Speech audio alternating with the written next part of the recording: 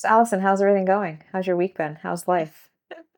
It's been good. It's summer in Florida, so a lot of getting outside before it gets too hot and then just hiding indoors for the rest of the Which is day. like 10 a.m. to Yeah, for sunset real. in Florida. I run at like 7:30 in the morning. If I don't go till 8:30, I regret it. hmm Yep. Yeah, we had two scorchers this week, Tuesday and Wednesday, and Jonathan and I try and walk every day, but we were not going outside those days. And I like hot weather, but it was just constant humidity. I think it was up to like 102, Jonathan, maybe. Yeah, I think it was It was hotter than it 99. was in Florida. Yeah. We have some Yeah. friends that live down that way in Florida and South Carolina, and it was hotter here, I think, than Florida this week. Oh, killer. Yeah, nasty, soupy weather. Yep. So your kids are home from the summer. Are they doing lots Yep. of D&D? We're doing some D&D, we're doing lots of pool time, lots of parks, lots of play dates with friends, lots of I call them learning experiences at home to try to keep them from backsliding and forgetting everything they've learned and prepare my little one for kindergarten because I realized suddenly like, oh, she can't put on her own shoes, she can't open her own packet of goldfish. All these skills that you need to do kindergarten. Yeah, and you So you were a teacher, right? I You have was I background in was an education. educator, yeah, originally, and so was Ryan, and that was how we met each other. I don't know, do you want me to tell that story now? Okay. Yeah, So, if you want. yes? Yeah, Yeah. sure. Yeah. Okay, so Ryan and I were working he was working with kids, and I was working with youth as educators for a lot of years together, and, there was a time period when some of my middle schoolers who had been, like, really tight together were having, like, some social dramas, middle schoolers would, and, I asked Ryan, I was like, "Hey, we have such a great time, he and I, just playing in our own fun campaign together." I was like, "What if we brought tried to bring these kids together before they, like, totally lose this friendship?" And by like playing D&D. It was just like kind of a wild and crazy idea. So we were like, okay, yeah, let's do it.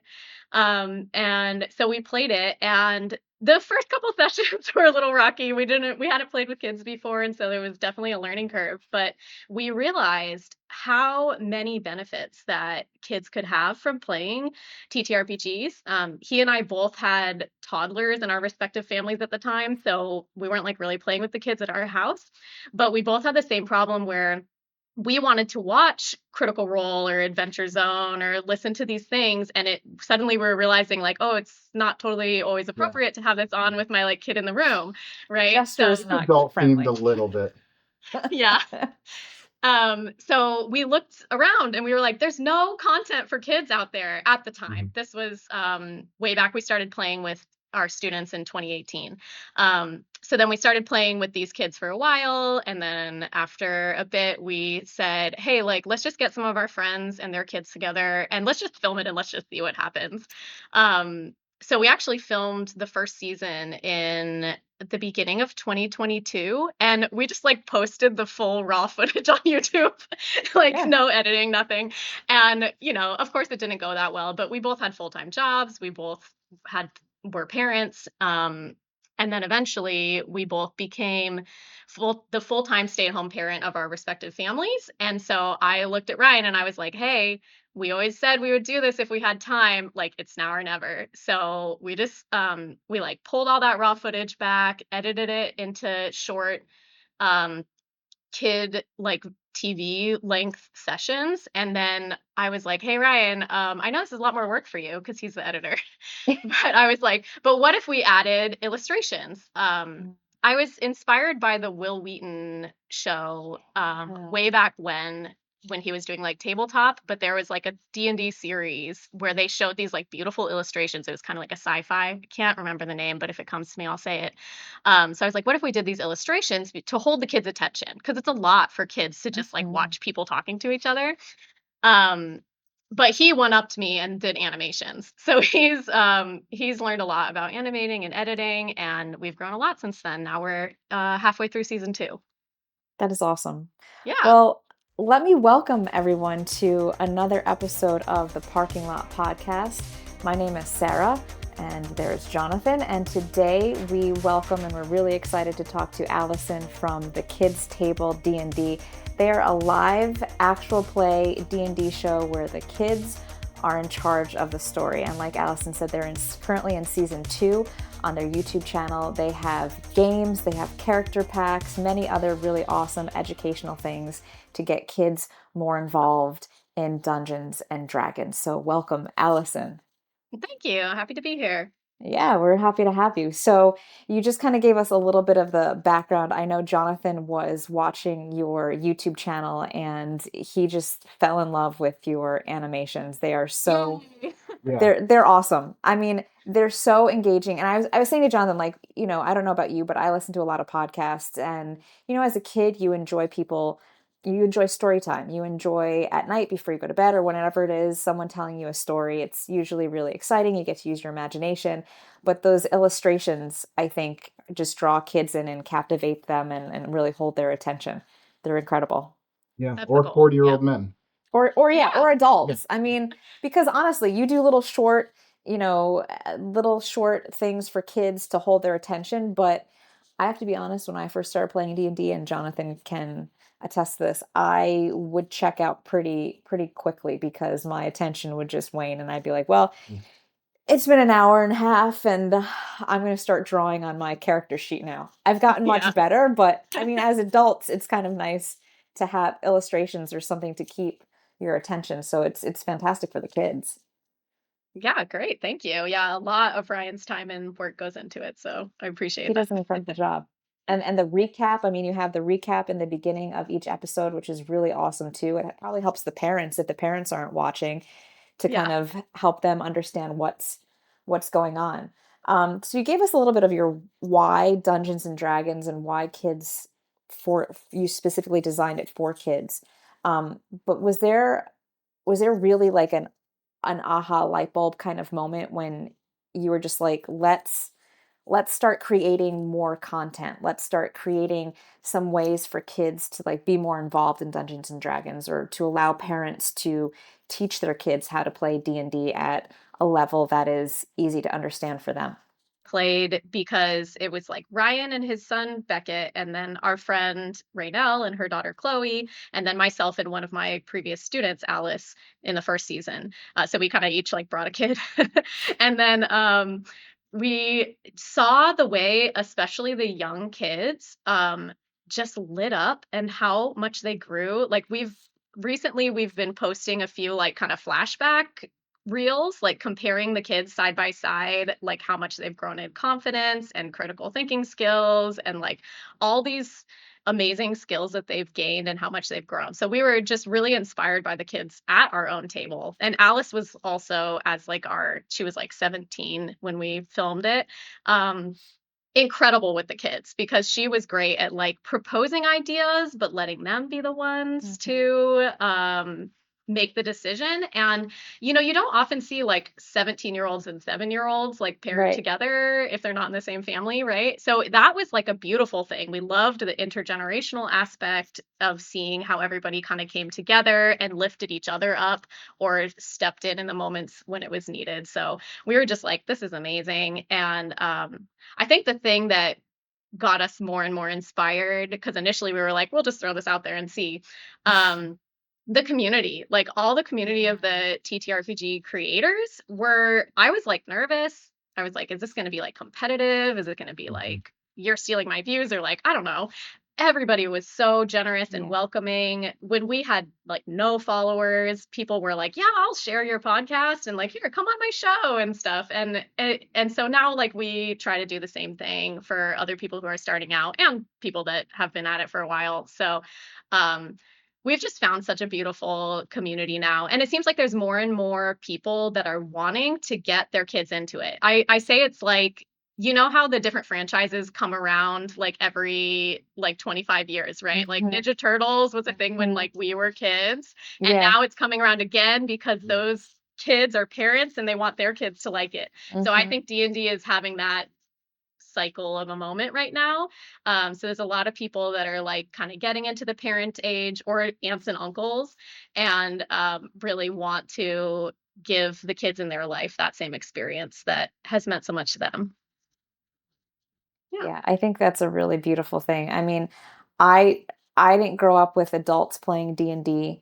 Jonathan, you really didn't either. I mean, it was kind of something that like I was associated with, my cousins, and they were playing it and we were all the same age. But I have worked with people who were like who had, vivid memories of their parents, late at night with their friends sitting around a table playing this weird game with like, miniatures and making up voices and characters.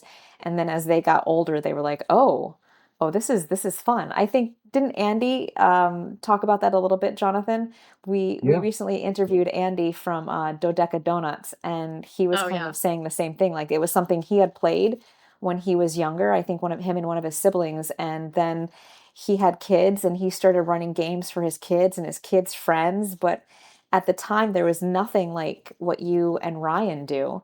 And you also have these really cool sheets that you can use for kids, right? To make it kind of convert 5e character sheets into something that's more kid friendly.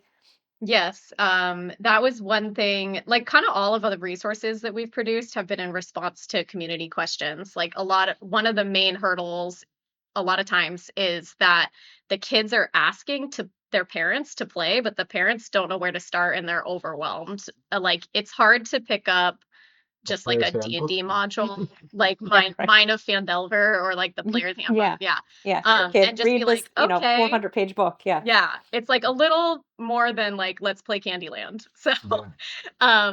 so we were like, okay, like what can we do to make that easier? So we've written like two different series of just adventure modules, one for kind of a younger, more beginner age set, and then one for, but a lot of honestly adult beginners like it too. And then one for the more like kind of later elementary and middle school age kids. But then another question we had was like the character creation process, because you have to do that first. That is like a tall order when you don't really Mhm. understand the decisions that you're making. And of course, like kids want to create characters, of course they do, but that's hard for that to be the first thing you do. So we made like a pack of pre-made characters for like your first game, right? But then after that, we realized that the kids at our table, Beckett and Chloe, we couldn't just hand them a 5e character sheet, right? Especially if you're like a wizard and your thing is like 3 pages long. Mhm. So, and plus they're like new readers, right? Yeah, So they don't even right. know like all the vocabulary. So Ryan took a marker and basically made what we now call a simple sheet. So yeah, he's created this like Excel spreadsheet now where you input the full 5e character sheet and it spits it out in like a printable form as a simple sheet for the kids. And then we recommend that the DM keeps the full sheet behind the screen. So it has the most relevant information that comes up all the time. But if something more obscure happens, the DM will have the full sheet on hand to reference as needed. So that way That's the kids awesome. aren't overwhelmed and they can just focus on enjoying the game rather than trying to navigate the character sheet. I mean, to be Yeah. honest, it's kind of overwhelming as an adult Yeah, when you go over your first character sheet, right? Like there's so totally. many little details. Yeah. Yeah. Yeah, We the did a first game I played, podcast. Oh, good. go ahead. Oh, the first game I played was Pathfinder, and I remember Yeah. it took us 3 hours just to make the characters. I don't know. I'm surprised I stuck with it as long as I did. What were you saying, Jonathan? Oh, yeah. We did a podcast, and the title was "Is D&D Too Complicated?" And it Yeah. is. It's absolutely very complicated, but in the same respect, it's as complicated as you want it to be. Hmm. And so, we had this discussion back and forth of, can it be simple? And I likened it to like football. You can go outside and play football with your friends and drop 99% of the rules. It's still football.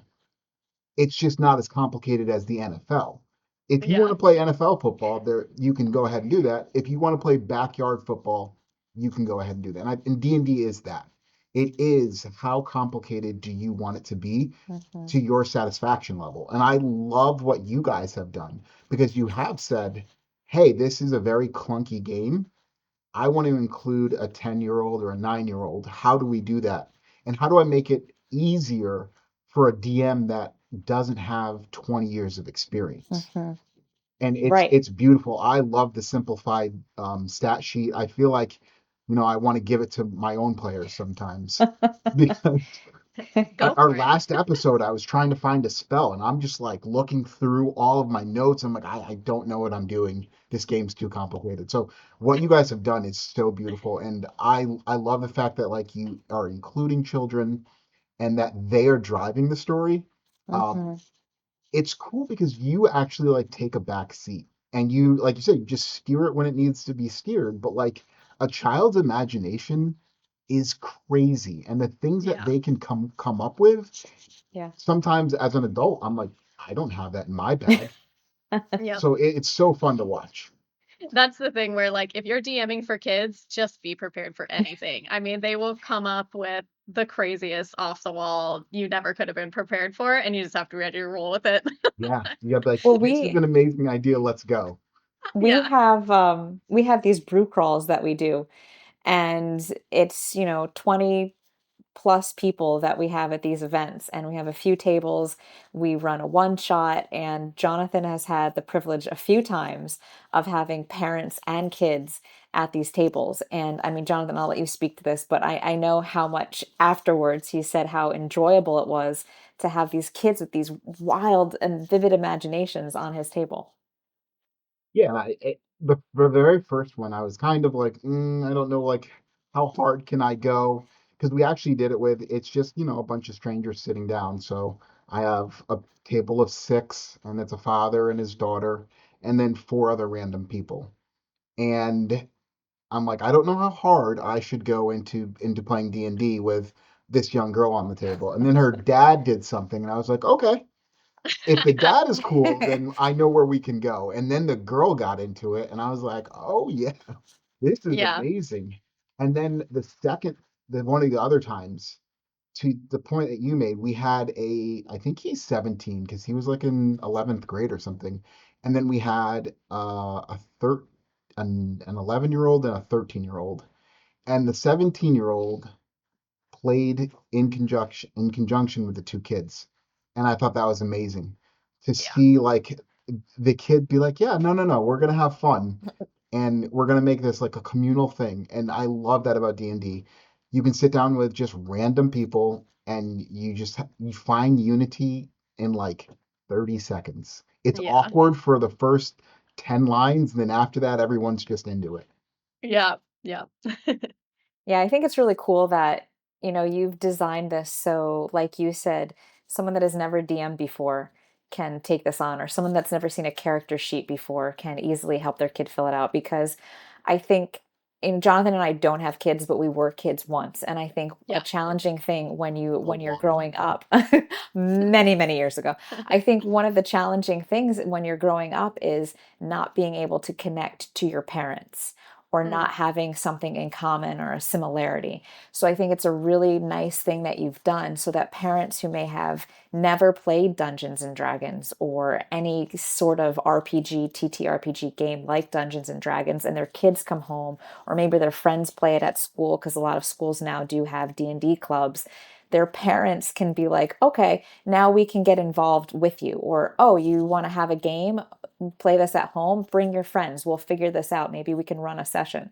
And I think that's a really special thing, to get parents and kids involved doing something together. And I think especially doing something that isn't electronic or sitting in front of the television or playing on an iPad, like actually using your imaginations and having conversation is something that's really precious for parents and children to do together.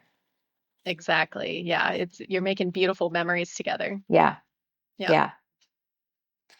So what else? I was going to ask if you, so when you play on your table, we have our minis that we use, we have dice that we use.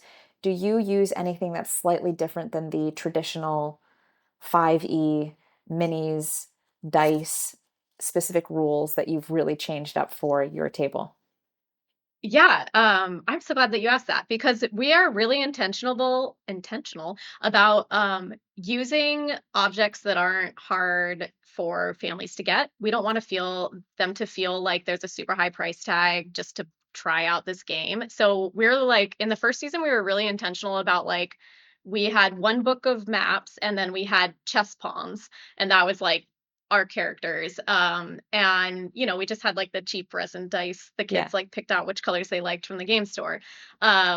Now we have like some sponsors, so like our PC minis are like designed for us, but we try to make sure as much as possible. Like people have been like, why don't you have like Dwarven Forge and stuff like that? And we have had a couple like partnership options like that where we've turned them down because we've just said like this isn't like Mm, we want families to watch the show and be like, I could see myself doing that. We don't want them to feel like it's unattainable, like a beautifully polished. There's a place for that, don't get me wrong. mhm.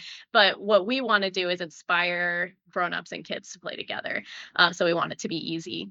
And then the rules, yeah, absolutely. We adapt the rules and it totally depends on the age and experience level of the kids. We start off kids as young as age 3 usually, with yeah, That's with awesome. telling just telling the story, and they have imagination, so it's great. And we have this like process called a journey story. It's like my number one most requested like video that I send people. um and we ask them like, who is your character? Where are we going? Because it's a journey story. And like, what do you have in your backpack? And how are we getting there? So like they decide.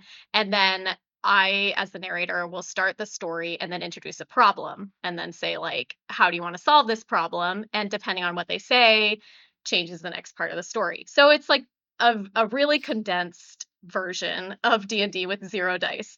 And then as they kind of get the hang of the like back and forth there, we start to introduce just a D20. And when I say the problem and they say how they want to solve it, we roll a D20. If they get 10 or higher, it's successful. If it's 9 or lower, it's not.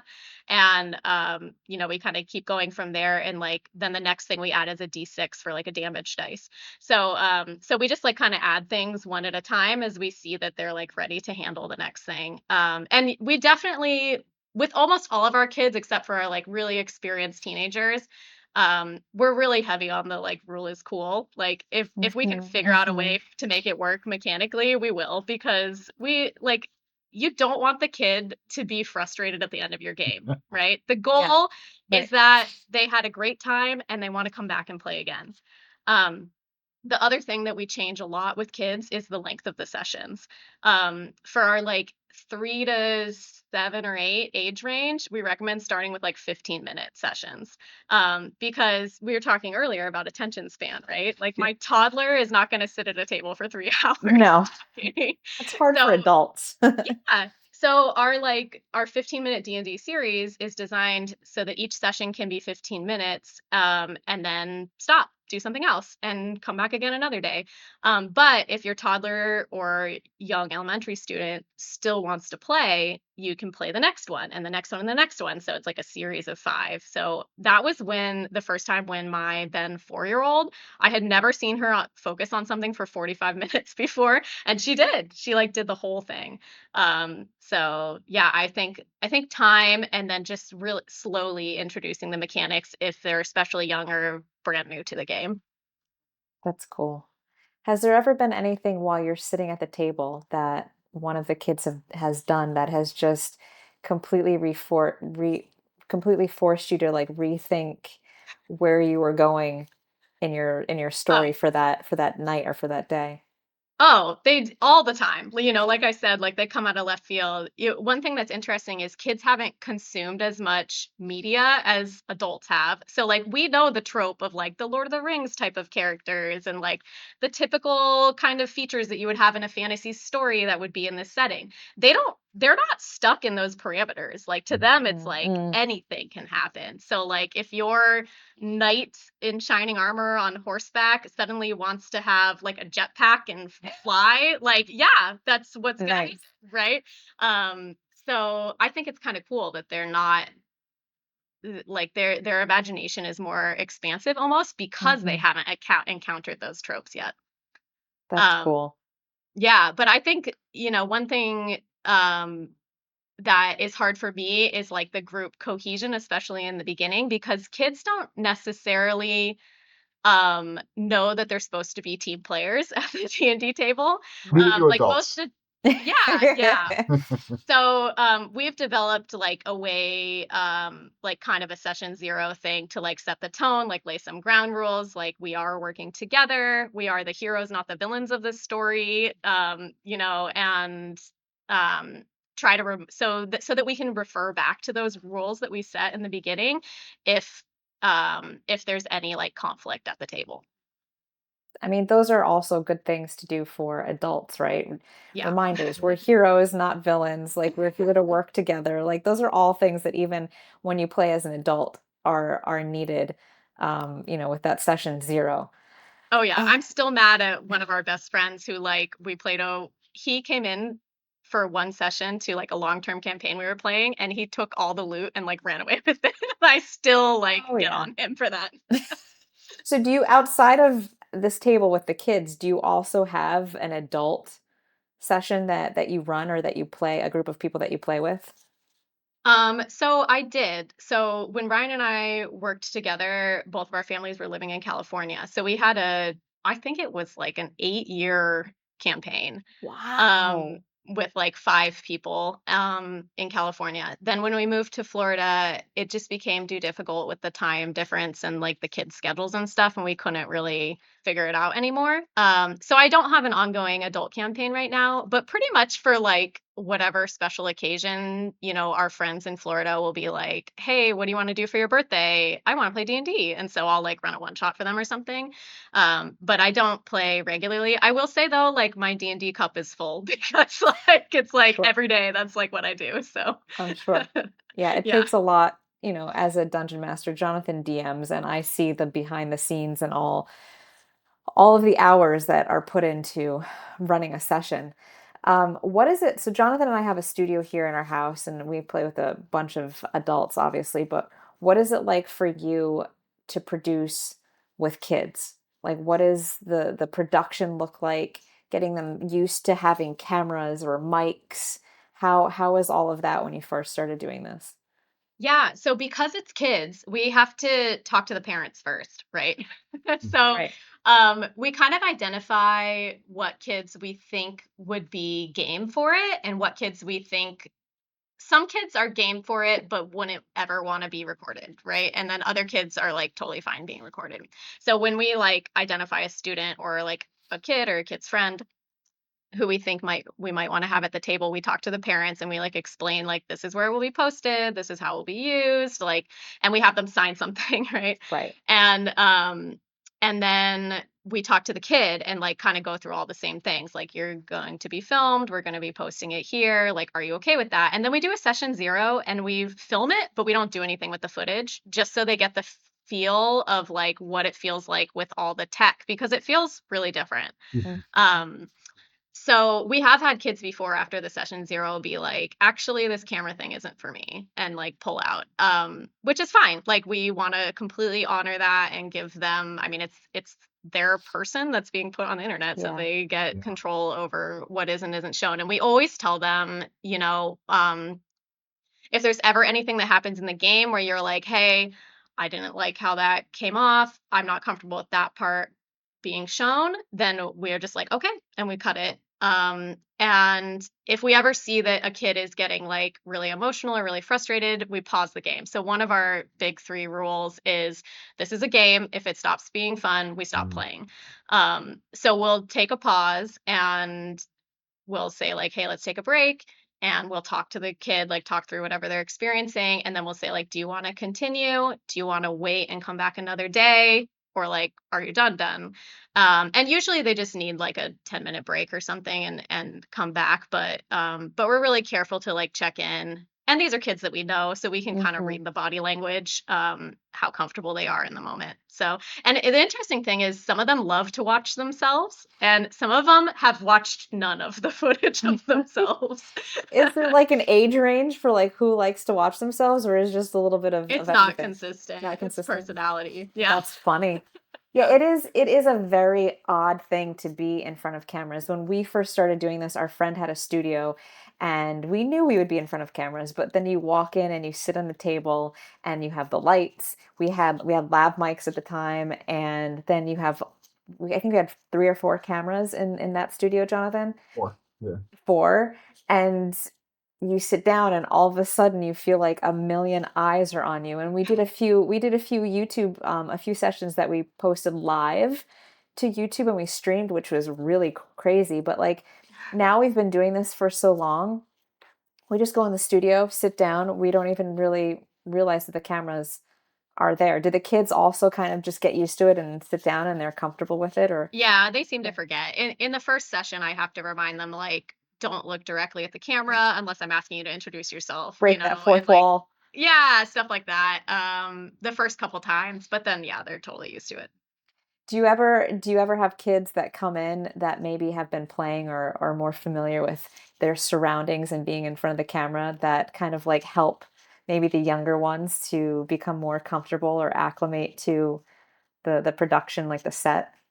Yeah, absolutely. And when we're putting like the table together, we think about the personalities and we try to do a mix of age, gender, and like just personality. And we Mhm. definitely look for the kids that are gonna be the peacemakers and be the like, okay, come on, guys, we've been shopping for an hour, let's move on, you know? Mm. Right. And I love to have at least one chaotic player at every table because I just love the players that like everybody's trying to sneak past the cave with the bear and then they just jump in and screaming, you know? Someone's got to move the story along. So, Yeah. Yeah. I yeah. mean, these are all important things that, as adults, we can use all of these tips for our tables as well. Yeah. Do you find that because, kids are exposed to technology, that the kids are a little bit easier in being in front of a camera? Because, like, I've seen a bunch of 3-year-olds that are like taking selfies already, and they know when the camera's on them and they're posing. Do you have any of those kids Totally. that are just like, Oh, for sure. Real Yeah. cheesy. Yeah. yeah, Yeah, they seem to know and have this awareness that just wasn't a thing when I was growing up, yeah, where they're like, they want to take videos of a dance or a song or some cool trick that they can do. Yeah. Yeah. We definitely did not have that. You couldn't do that with yeah. traditional cameras and Polaroids. Yeah. Yeah.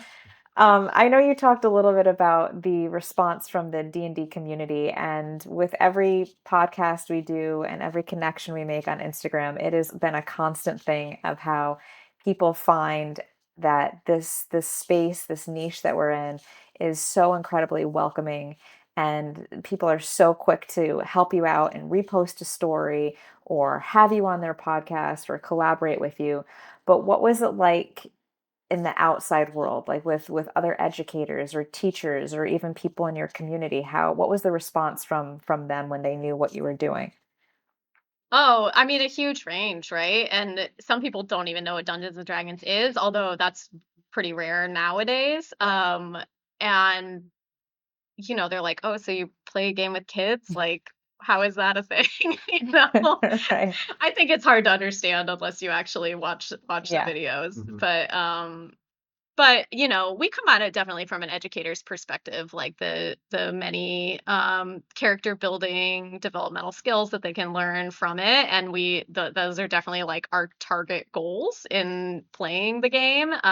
It's not just for fun when we play it, so people can understand that. Have you seen a lot of shifts with certain kids that you were playing these games with in terms of like their learning or their confidence or, language skills or anything like that? Yeah, I mean, it's huge for confidence, especially.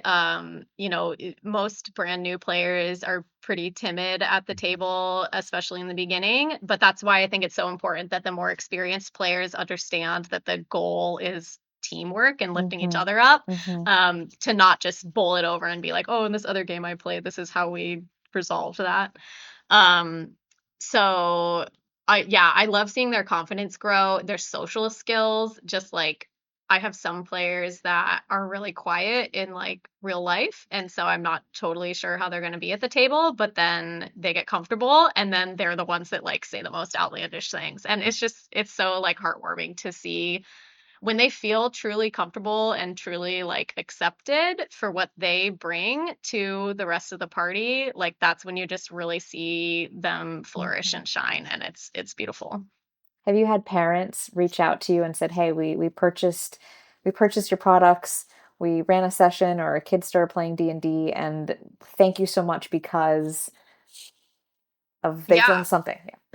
Yeah, we've had a lot of them, a lot of people saying thank you, especially the parents who like felt overwhelmed or didn't know how to start with their kids. And like they keep asking us for more adventures and we just can't write them fast enough. But there's a lot of other things out there, and there's more and more that are even like written with kids in mind nowadays. So I usually will refer people to something else if they've already like blazed through everything that we have. But yeah, parents are just grateful for, like, the time with their kids and how they see their kids grow. Yeah. I mean, I'm sure, like you said, you have social skills, you have verbal skills, you have the aspect of even math, something as simple as rolling dice and adding. So it covers a lot of different subjects that you would learn in school, but in a very different, maybe more organic style that might be more easy to learn or understand for certain kids. Yeah, the way we explain it also is that it's like a low risk way for kids to try out and, like, strengthen and develop their skills because, like, in real life, if I put you in front of like a CEO of a corporation and had you like ask them to sponsor your team's trip, right? Like this child isn't going to do that. But if in the real world, in the game world, I'm like, hey, go to this king and ask them to fund your like saving the world adventure. They can like try that. And then in real life, when they like have to go and order their own food or like something like that. They've like learned this actual real life skill, but in a low risk way because like at the table, the worst that can happen is something happens to your character, right? Mhm. Not directly to you. And like, especially when they're in like the teenage years, the like social rejection fear, which is so scary in the real world at school.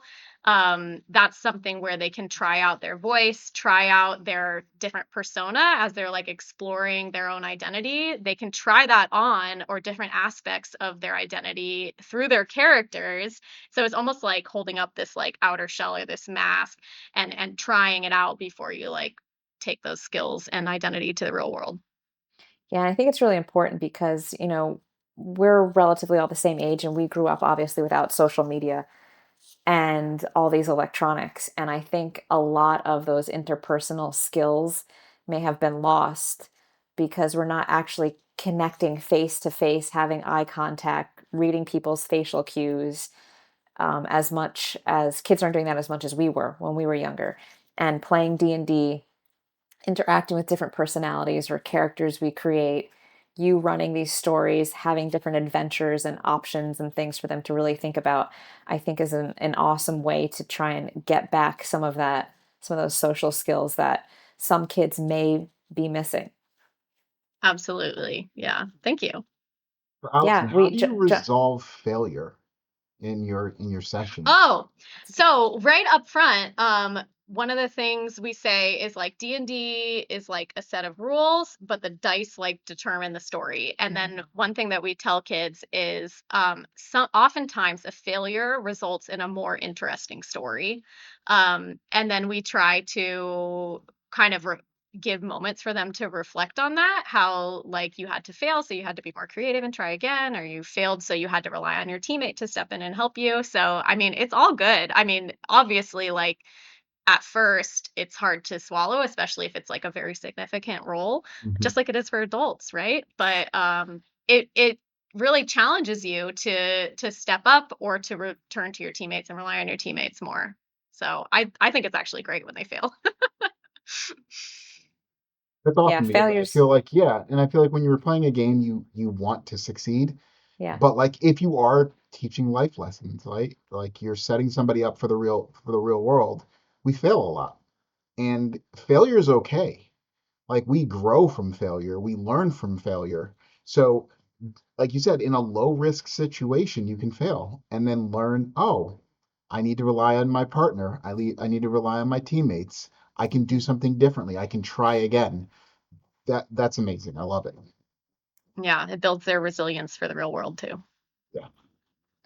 That's awesome. All things that I wish we would have had when we were kids. I Right? mean, we did. I mean, we had real life interactions and we were, running around and riding our bikes all day, just doing whatever. But I think this is a really fantastic option, like an alternate option to kids just watching television. Especially, I mean, right now we're going into summer. A lot of kids like yours are done with school for the year.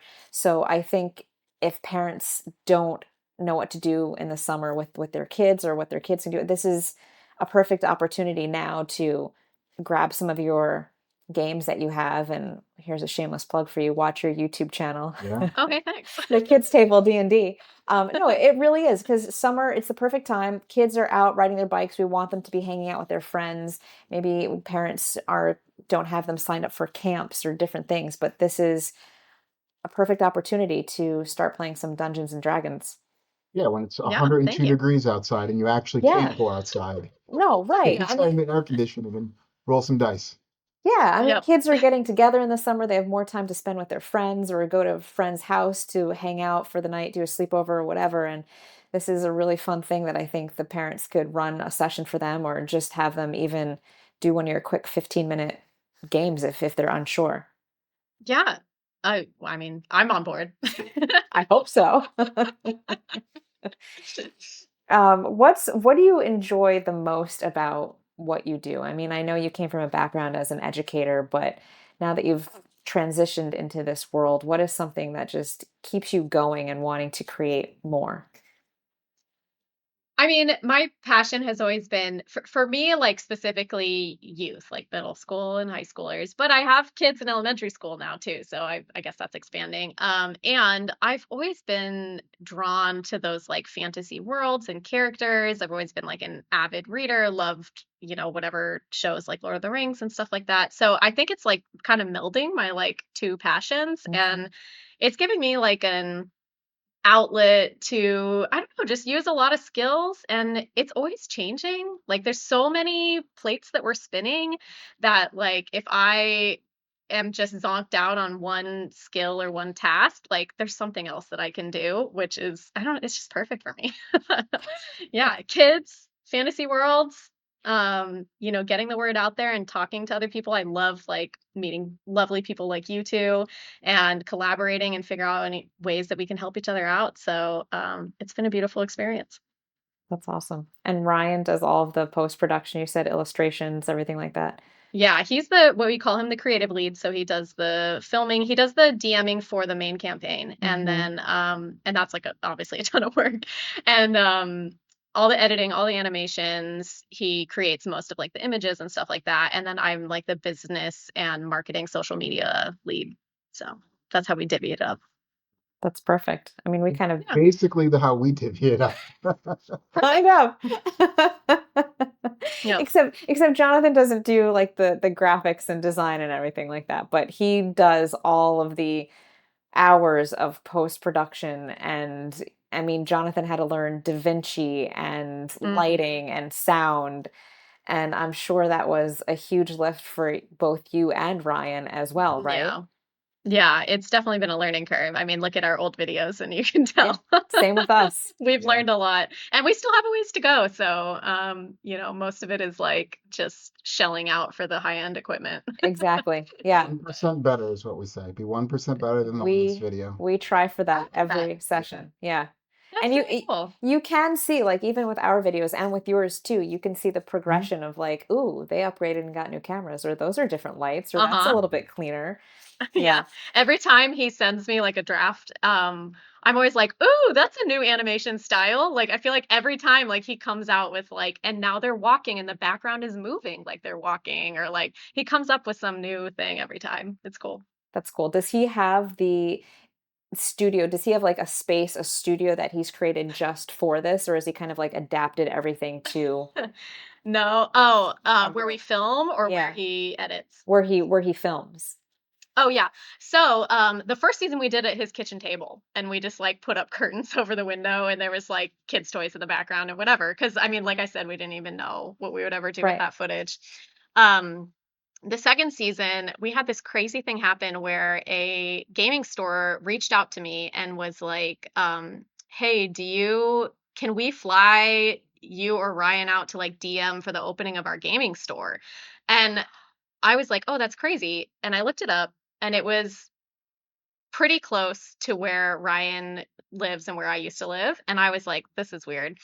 Also, their website, like on they had like no reviews on Google and stuff, and I come to find out like they're not open yet, and I was like, this is super weird. So I messaged Ryan and I was like, hey, can you drive by this address and just see? And I was like, bring someone else, bring Raynell or somebody with you. 'Cause I was like, I don't know what this is.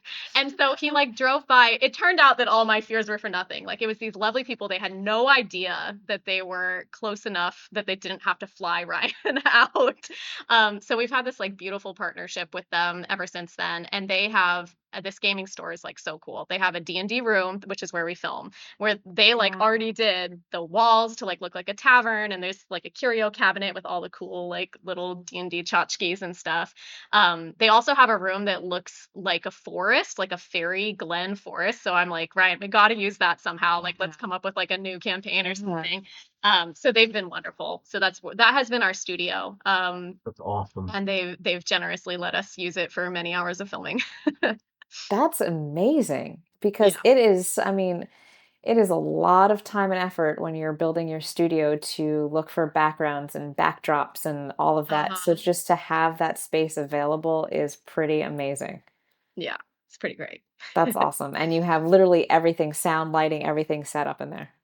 Yeah, they even like upgraded a few things for us. We bring in the cameras Sure. and some Mhm. extra lights and the mics, but it's not terrible. Yeah. That's awesome. And how great Yeah. for them to be like, "Oh, by the way, we have the kids table D&D film here." Yeah. Like you probably Yeah. heard of them, like, you know, Oh, I don't know about that, but No, not to maybe. no big brag. deal. Yeah, no big Not to deal. brag. We're YouTube famous. I don't know.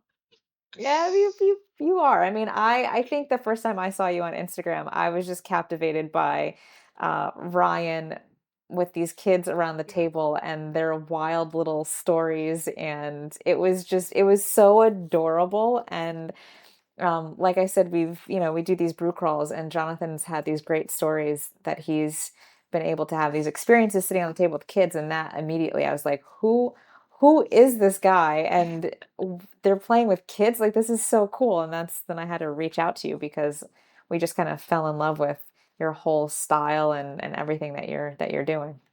Yeah, I mean, I feel like we have a similar mission with your, especially with your like brew crawl thing, like introducing brand new players to Yeah. D&D and simplifying it, making it easier. We're just focusing on a target of kids and their grown-ups. Yeah. So, yeah. Yeah.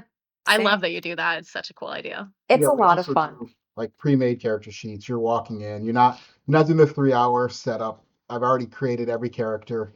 You just have to tell me what class you want to play, and then I will hand That's you great. everything you need to run a one shot. So I mean that feels fun for people to just walk in and be able to play D&D with a lot of times zero expectations. Just like, hey, let's try this thing out.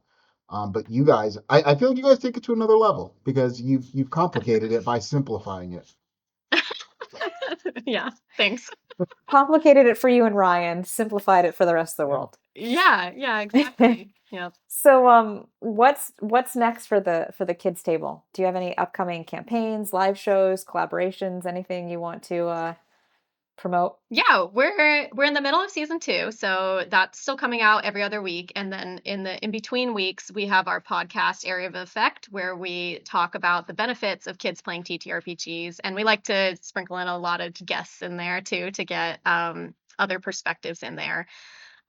We're making more and more resources. Like I said, people want like more adventures, putting them up on our website, thekidstablednd.com. And if there's something you want that you can think of that would help you get started playing with kids, like let me know and we'll see if we can figure it out. Right now, we're in the process of making a new Excel converter sheet for the 2024 rules, Mhm. because right now it's for the 2014 rules. And then we just started a Patreon, which I'm really excited about the possibility of interacting more with our community with like exclusive like deep dives and Q&A events and stuff like that. So check that out if you really want to get into the nitty gritty and get some advice on playing TTRPGs with kids. So there's that. Yeah, we're working on a Kickstarter too that's coming out in next spring. So it'll be a while, but stay tuned for that. But I'm really excited. That's awesome. All good and Yeah. exciting things. A Yep. Well, lot of we work. always, oh, so much Yep. work. It's never ending, right? Yep. Well, we always end our podcast with doing a little rapid fire questions. There's 5 questions, nothing too serious. We try and keep it lighthearted and fun. So if you're willing to play, we're gonna ask you a few questions. Cool.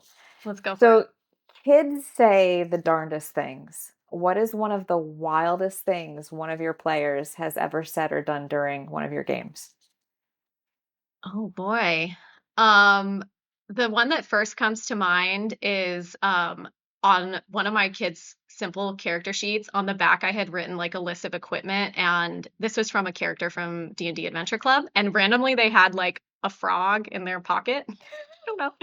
But I was like, she's not gonna look at this. She noticed it. And so we were trying to like get past this ghost character, and she suddenly like pulls out a frog from her pocket and she's like, do you want a pet frog, because then and like I'll give you the pet frog and you can let us pass. And so I was just like, so had no idea what to do. I rolled for it and the ghost was very taken with the frog, which he couldn't hold in his incorporeal hands. But that was a fun little memorable scene. That's adorable. Yeah. What would your D&D character's fight song be if you had a song to walk out to into a fight? I mean, every kid dreams of themselves as a hero, right? So I think like we are the champions. It's just Classic. that feeling of just like boundless confidence, and we're gonna get this done. Classic. Uh, Seinfeld or Friends? Oh, friends. Okay. Yeah. Most bizarre but delicious food you've ever had. Oh, bizarre but delicious. I mean, you're in Florida, so is it like alligator or something? No, I did. I almost don't want to say this, but I had frog legs one time, and it's gross to like think about it, but it was delicious. I don't like the thought about it, but it You was know. like the texture of chicken, but the flavor of fish, which I Oh, just found like my brain couldn't quite put it together. okay. Yeah. Yeah. That sounds pretty good. Yeah. Um, Blockbuster movie. If there was a blockbuster movie, what actor would be cast for you? Oh my gosh.